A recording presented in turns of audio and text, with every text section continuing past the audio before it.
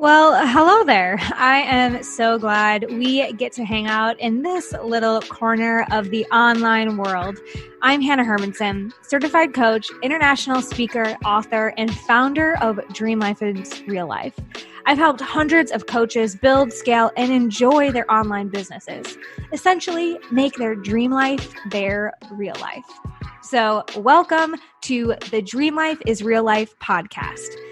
In these shows, you'll find the real people, concrete tactics, and weekly motivation and inspiration to make your dream life your real life.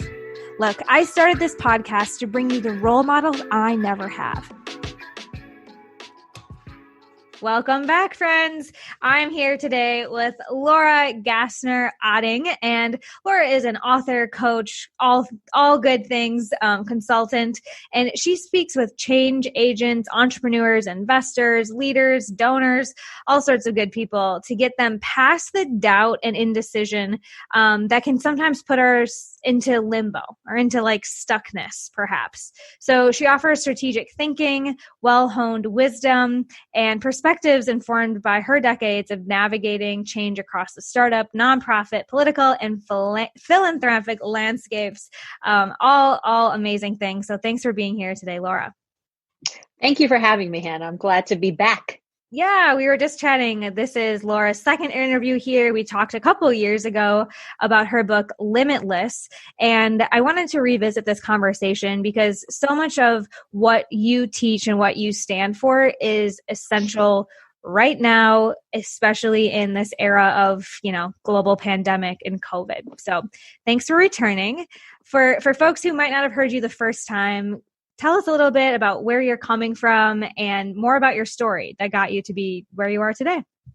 Yeah, so my story is basically that I am also an entrepreneur, but my entrepreneurship journey started about 10 years into my career. So I spent the first 4 years of my career working in the Bill Clinton administration, helping create the AmeriCorps program, which is the National Community Service Program, and then went from there as somebody who was 25 years old, didn't really have any discernible skills, but had a Rolodex that could choke a horse into executive search. And I spent 5 years at an executive search firm, really learning from the best and the brightest how to do this work in an amazing way, until one day I had that experience that I know so many of your listeners have had, that moment of rage where I was like, I could do this better and faster and with more authenticity and more integrity and probably more profitable and probably cheaper for my clients, but more money for me if we do it a different way. And I went into my boss's office and I was like, this is the way. And he was like, there is the door.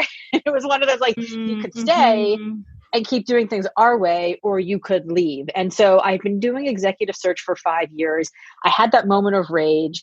I started my own firm, and then I ran that, built it, ran it, and eventually 15 years later sold it to the team of people who helped me build it. So Limitless and my entire mindset comes out of 20 years of executive search, interviewing thousands of people at these massive moments of career shift who I was calling as a headhunter because they were super successful in the work they were doing, but they were taking my calls as potential candidates because even though they had all that success, they weren't really all that happy and they wanted a different job.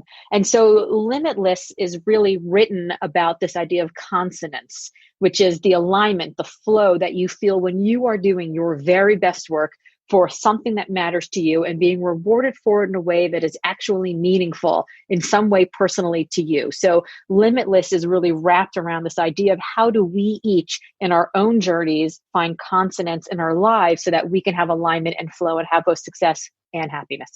Oh my gosh, so much to unpack here. I love that. And the first thing I want to really underscore is that moment of rage that you share.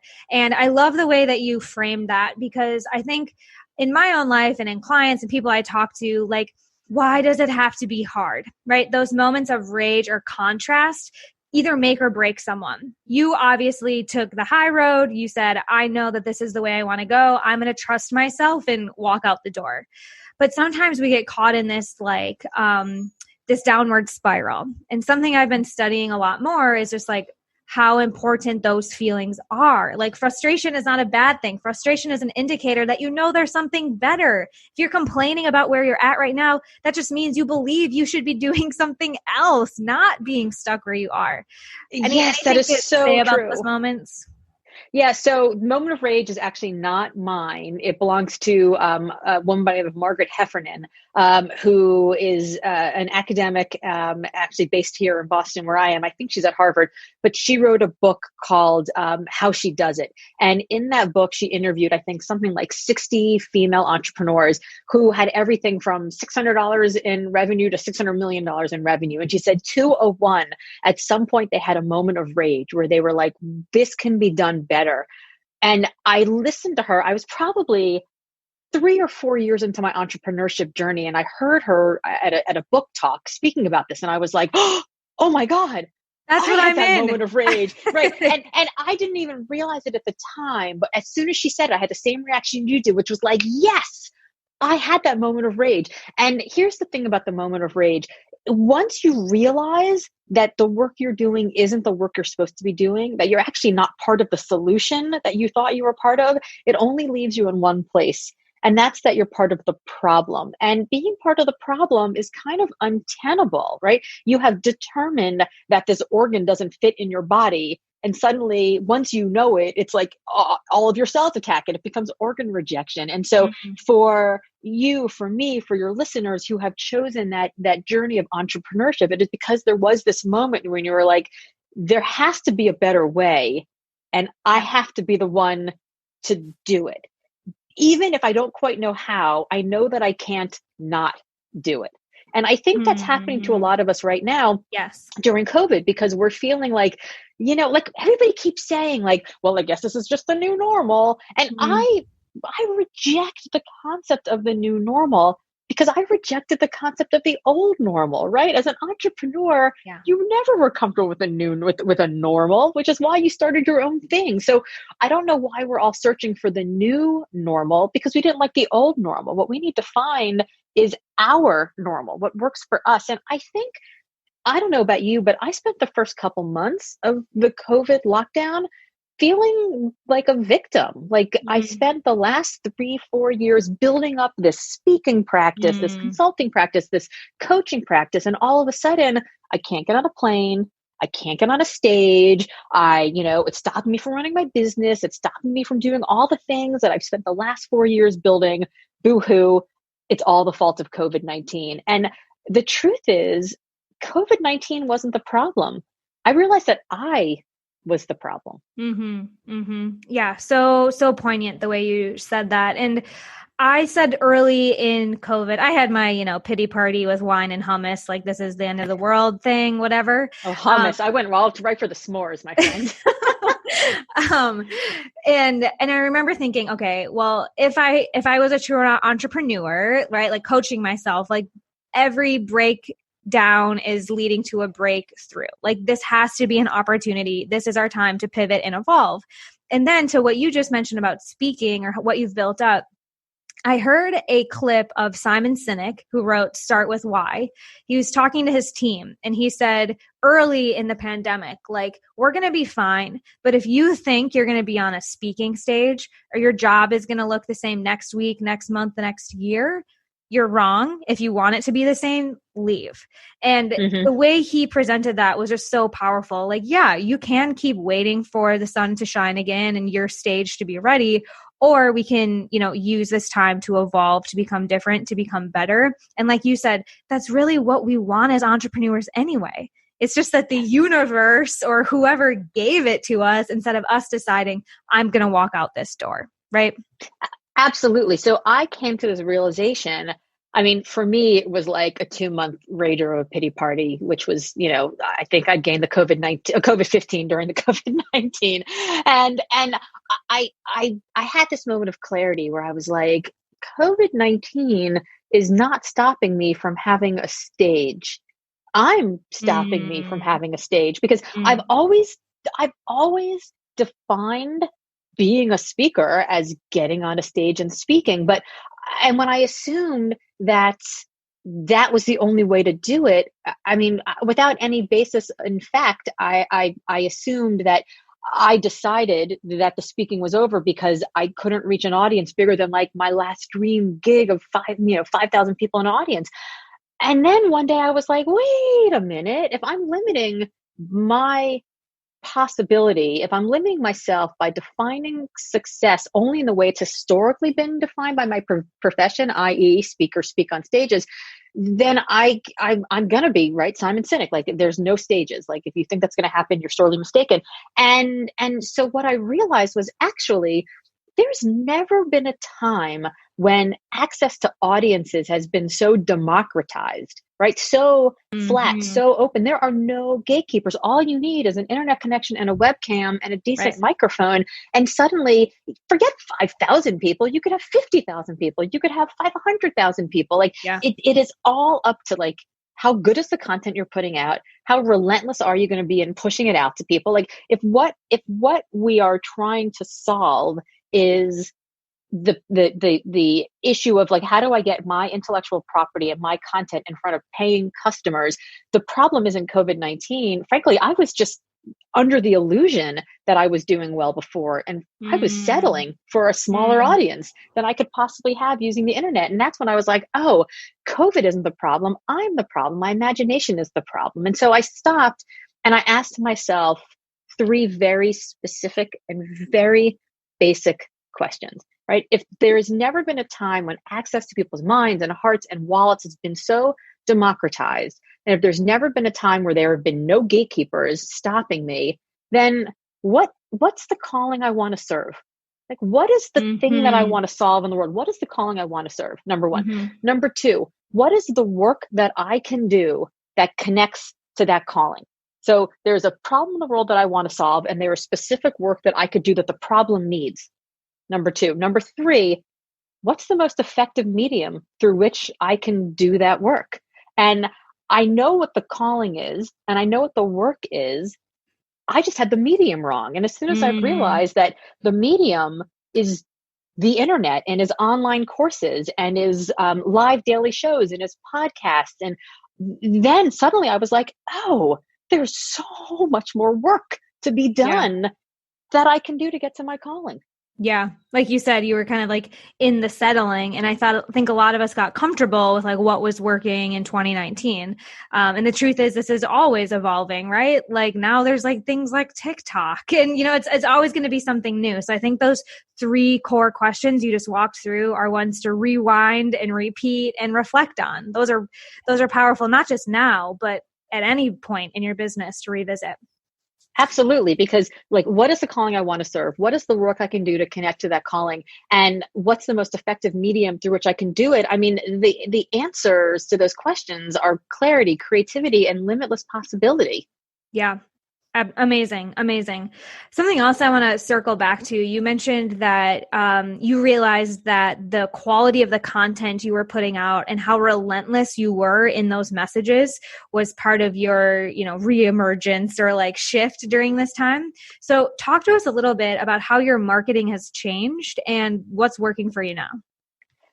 So my marketing has changed in that okay, when I first put out Limitless, I was like, people want to understand where in the process they fall. So if in order to be limitless, you have to find consonants. And if consonants is made up of having calling, connection, contribution, and control, I'm going to put together a huge quiz that's going to be 67 questions long, and people are going to dive deep into it and they're going to figure it out. The psychology major in me loves this though. Like I totally think the same way. I'm like, let's map this out. Let's get you a score. Let's move forward.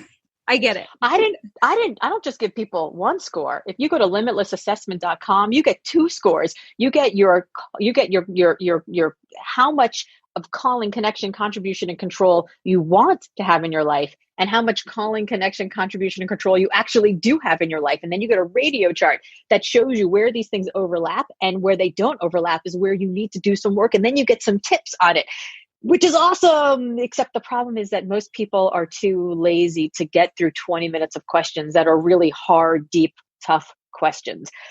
So I had tens of thousands of people in the hundreds of podcasts and, Today Show, Good Morning America, all of that come to limitlessassessment.com to take the quiz. And then like 7,000 of them finished. So Wow. it turns out that, that's really hard. And I was like, okay, I get that. But now COVID is happening and people really are like, when life goes back to normal, is the life that I'm going back to, is the normal I'm going back to really the life that I want? They're really going to want this quiz now. So I sent it back out again. And again, the same exact thing happened. And then one day I woke up and I was like, I could ask 4 questions, one about calling, one about connection, one about contribution, and one about control. Everyone can take a 4-question quiz. And the result of that then gets them a 2-page download. Here's your free results and your free 2 pages on each of the 4, on whichever one of the 4 things, and an invitation to then join a webinar where I give you for 45 minutes something free about like the 3 lies you're telling yourself. And then from there, you're in the funnel that then gets you invited to take the longer quiz, that then gets you invited to the course, all that. And what I learned, micro yeses get you to the macro yes, but I didn't understand. And what I thought was, if we're in crisis, people want to go deeper. And it turns out when we're in crisis, people want short and fast and feel good and motion, because everything feels so out of control that if they can do a 4-question quiz and get an answer that's useful and is good, actual, real content, that's going to go so much farther than trying to go deep with them in the beginning when they're just exhausted. Yeah. The thing I keep telling clients is people want certainty.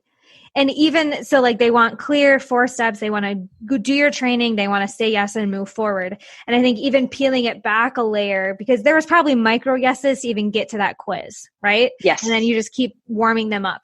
And one of the things that's just like crucial in marketing that I'm seeing right now is a clear outcome. Not just saying like, take a quiz and get information. Like, this quiz will lead to your calling, or, like, there's an outcome at the end of this. And a lot of coaches I talk to and a lot of people here, they want to sell the process.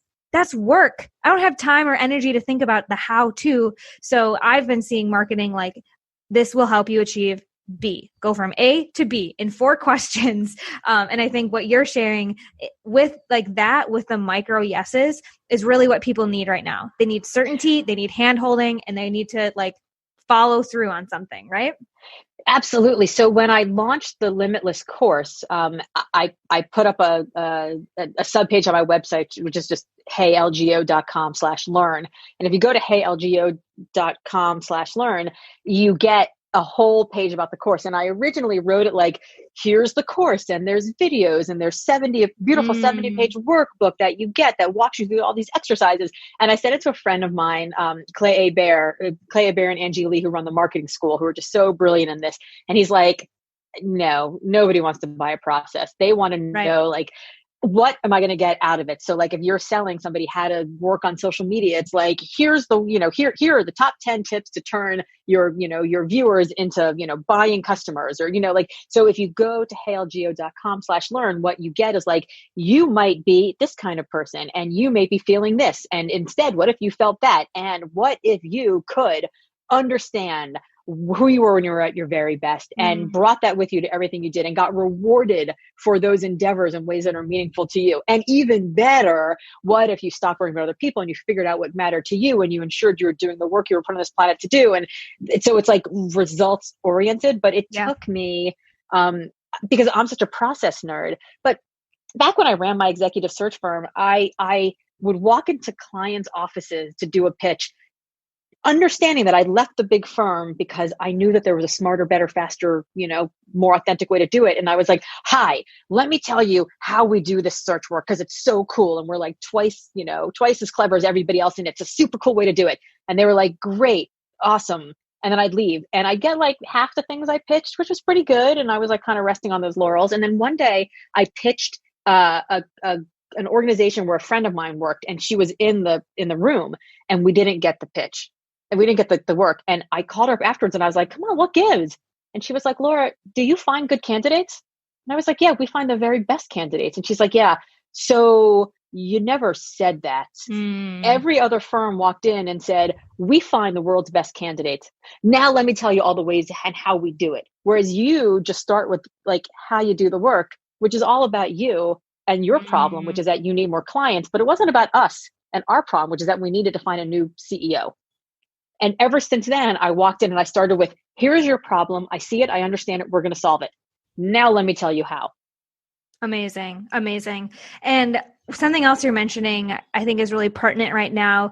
And we know that people either buy themselves out of a problem or into a solution. Again, it's like not the process or what Laura does for me or, you know, how great she is. It's like out of a problem or into a solution. And tell me if you've been seeing this as well. People want solutions, like positive marketing, and not saying like, stop doing this. Like those messages aren't landing as much as like the aspirational achievement, like goal focused outcomes. Have you been seeing that too? Yes, 100%. Yeah. Cool. I haven't heard it expressed that way before, but I really like that. Cool. Yeah. I mean, we need it, right? We got to lift each other up, bring the positivity in. And that's what I'm seeing working. There's just so much negativity everywhere right now that I think people really want to latch on to, you know, hope and progress and momentum and forward movement. So Totally. it's not only a logical because they see a solution, but it feels good too.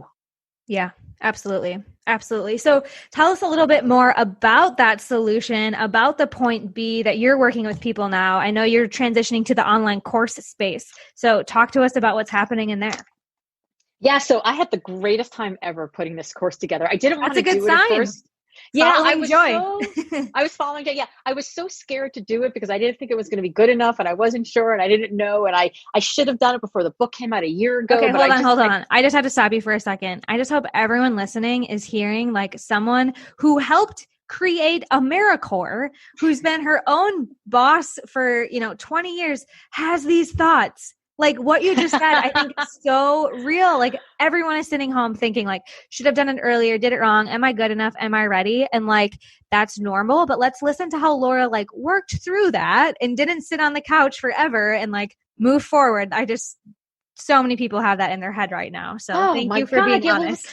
Let me tell you something. I get off stage. Well, I got off stage when we still had stages. And I would have people at some point in the book signing line, there would be some person, usually a young woman, at some point who would ask me a question and say, how'd you get to be such a badass? Or some kind of like version of like, where'd you get your confidence from or things like that. And I would always laugh because I'm like, I didn't get like, I could play fierce on stage. Like I know how to do it. But the truth is I'm just a giant bag of bones and insecurities like everybody else. Like we all have the same stuff. The difference is that I don't see failure as finale. I know that I'm going to do some things that are going to work well, and I'm going to do some things that are going to be a total flop. But my favorite quote from Eleanor Roosevelt, and she has a lot of very good quotes, is this: you would worry a whole lot less about what people thought about you if you realized how seldom they did. The truth is, most people aren't paying attention enough to see our successes, let alone our failure. So I know that when I fail, like think about it, Hannah, think about every failure you've ever had. You survived them. And I'm going to need more time. Hold on. Yeah. Still thinking of them. But look, number one, you survived them. And number two, you learned something from them. Absolutely. So we know that failure is not finale. It's merely fulcrum. It's the place from which you learn and you grow and you iterate and you get better. So I was afraid to do the course because I didn't think I'd get it right. And then as soon as COVID happened, honestly, this was like back in March, and I had that like, oh no, I'm going to get sick. We're all going to get sick. I better get this thing done before we're all sick and I can't do it.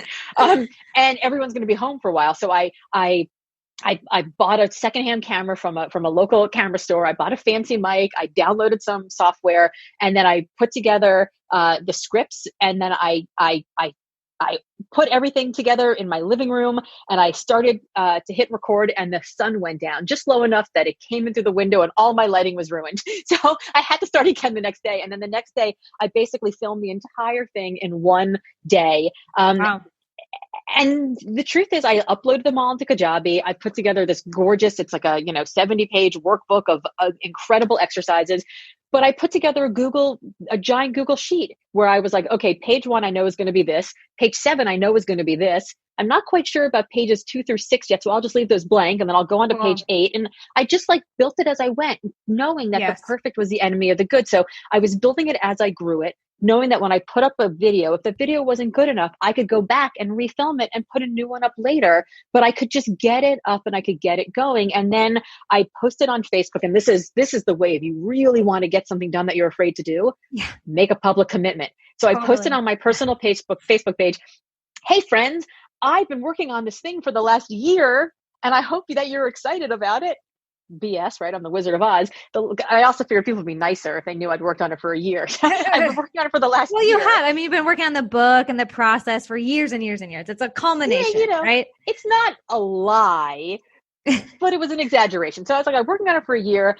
I would love to have a few friends to just test drive it and just make sure it all works and like help me get it over the finish line.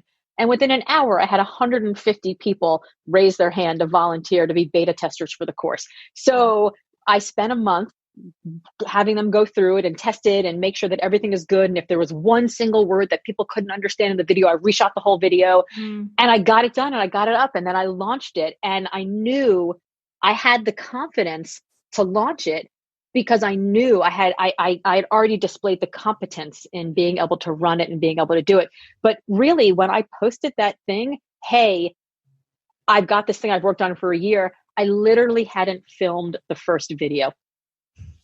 Totally. But the fact that I had 150 people that were like, we want it. Yeah. It made me do it because I couldn't not do it now that I've announced it to the world. Yeah. Yeah. I love that. And I teach coaches often like enroll before you're ready. Like those first clients will move you to finish the program or will move you to get better. You'll never be ready. Ready is nonsense. Like ready is it's a facade. It's nobody's ever perfectly ready for anything. And even if you are, even if I had done this, like say I had done the thing and I'd finished it on February 28th and I put it out into the world, then COVID happens. Right. So the whole thing changed. Like the world changes. So even if you're ready, the world keeps changing. So you have to keep pivoting and changing and growing. So why not just start? Totally. So many great lessons in that. I hope people are listening if they're thinking about doing something new or evolving the way that they work, because what you just broke down, I think, is a really beautiful process. And there's lots of nuggets people can glean and implement, but it really is about just taking that messy action and just starting, like you said. It's all about just starting. Yes, Laura, you have given us so much to work with already. The course is out there, whether it's ready or not, like you said. So tell us a little bit more where people can work with you or continue this conversation.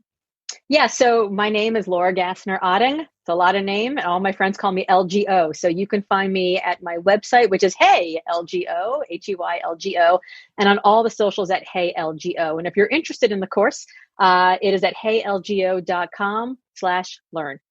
Amazing. And what specifically do people achieve? What is the course designed for? And what might they want to visit for?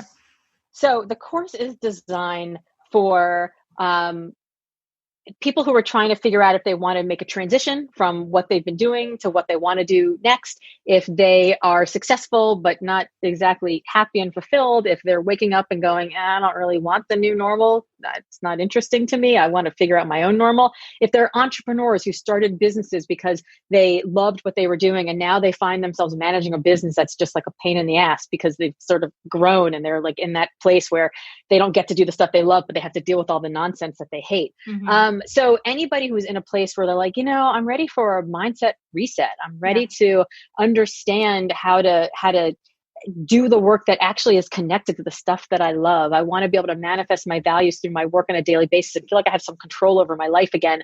The course really walks you through 8 modules that help you figure out how you get from confusion to clarity. And what that is discovering how you personally define success, how much connection you need to the work that you're doing. What is that calling that you're reaching for? How do you get the work to contribute to the life that you want to live, the career trajectory you're looking for, how you manifest your values on a daily basis, and also how to get control over this life right now. And so at each of the modules in the course, there are videos, there are these exercises, there's extra reading, and there's also a Facebook group that I also piloted because I'm thinking about in the fall creating like a mastermind level course. But I figured if I want to pilot that in the fall, I'm going to let everybody who's enrolling in the essentials level course have access to it now. And that comes with conversations, extra exercises. Every Friday I go live in the course and we have a Zoom call where we do like live coaching and we talk deeper about certain subjects. So it's really unparalleled access to me as a coach and as a mastermind leader in ways that are far below what my executive level clients are paying. Amazing. So much good stuff, and definitely a great setup for what it is and what it will be, because I'm not sure about this whole new normal or what's, we're not going to return to whatever it was before. So powerful stuff inside, it sounds like. Thank you again, Laura. We'll make sure that we get links to all of those resources you shared. And friends, I will be back next week with another inspiring guest that will help make your dream life your real life. All right, and that's a wrap for our Dream Life is Real Life show today. Thank you for hanging out with me, Hannah Hermanson, and our inspiring community here. Be sure to visit dreamlifeisreallife.com/show to get all of the resources and more that we talked about today so that you can keep building, scaling, and enjoying your dream life and business. Until next time.